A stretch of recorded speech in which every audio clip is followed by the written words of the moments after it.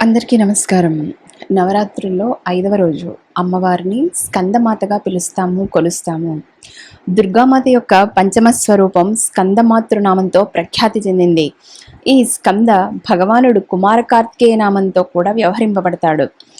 ప్రసిద్ధ దేవాసుర సంగ్రామంలో ఈతడు దేవసేనాపతిగా నిలిచాడు కూడా.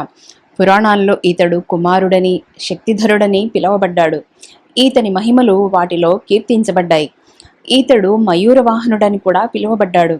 ఈ స్కందదేవుని జన్మి కావడం వల్లనే దుర్గామాత యొక్క ఈ పంచమ స్వరూపం స్కందమాతృనామంతో కొనసాగుతుంది. నాడు సాధకుని మనస్సు విశుద్ధ చక్రంలో లయమై ఉంటుంది. స్కందదేవుడు బాలరూపంలో ఈ తల్లి ఒడిలో ఆసీనుడై ఉంటాడు. స్కంద మాతృస్వరూపిణికి చతుర్భుజాలు. ఈమె దక్షిణంగా ఉన్న పైకి లేచిన చేతితో స్కందబాలుని ఒడిలో కూర్చోబెట్టుకుని ఎత్తుకుని ఉంది. అదే వైపున ఉన్న క్రింది చేయి వరముద్రలో ఉన్నది. పై రెండు చేతుల్లో పద్మాలు ఉన్నాయి. సంపూర్ణంగా శుభ్రవర్ణంలో రాజిల్లే ఈ తల్లి కమలాసనంపై విరాజిల్లుతూ ఉంటుంది. అందులకే ఈమెను పద్మాసనాదేవి అని కూడా పిలుస్తారు. నవరాత్ర దీక్షలోని పంచమ దివసానికి విశేష మహత్వం ఉన్నట్లు శాస్త్రాలు వర్ణించాయి. పంచమ దివసాన సాధకుని మనస్సు విశుద్ధ చక్రంలో లయమై ఉంటుంది. ఈ చక్రంలో స్థిర మనస్కుడైన సాధకుని బాహ్యక్రియలు, చిత్తవృత్తులు లోపించి ఉంటాయి. అతని మనస్సు విశుద్ధ చైతన్యం వైపు పురోగమిస్తూ ఉంటుంది. అతని మనస్సు సమస్త లౌకిక, సాంసారిక, మాయిక బంధనమునకై స్కందమాతృ స్వరూపంలో పరిపూర్ణంగా లీనమైపోతుంది. తత్సమయంలో సాధకుడు అత్యంత సావధానంగా ఉపాసన వైపు పురోగమించాలి. స్కందమాతృ ఉపాసన వల్ల సాధకుని కోరికలన్నీ నెరవేరుతాయి. ఈ లోకంలోనే అతనికి పరమ శాంతితో పాటు సుఖానుభవం కలుగుతుంది.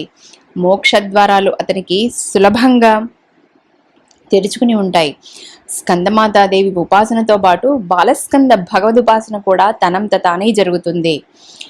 ఈ అవకాశం వీరికి మాత్రమే ఉంది. కనుక సాధకుడు స్కందమాతాదేవి ఉపాసనయందు జాగరూకుడై ఉండాలి. సూర్యమండలాధిష్టాత్రిదేవి కావడం వల్ల ఈ దేవి ఉపాసకులు దివ్య తేజో విరాజితులై ఉంటారు. ఓ అలౌకిక ప్రభామండలం అదృశ్య భావంతో సర్వదా అట్టి సాధకుని పరివేష్టించి ఉంటుంది. ఈ ప్రభామండలం ప్రతి క్షణం అతని యోగక్షేమాలను నిర్వహిస్తూ ఉంటుంది. కనుక మనం ఏకాగ్రభావంతో మనస్సును పవిత్రంగా ఉంచుకుంటూ మాతృచరణాలను శరణు వేడాలి. ఈ ఘోర భవసాగర దుఃఖం నుండి ముక్తిని పొందడానికి ఇంతకు మించిన సులభ ఉత్తమోపాయం వేరే ఏమీ లేదు.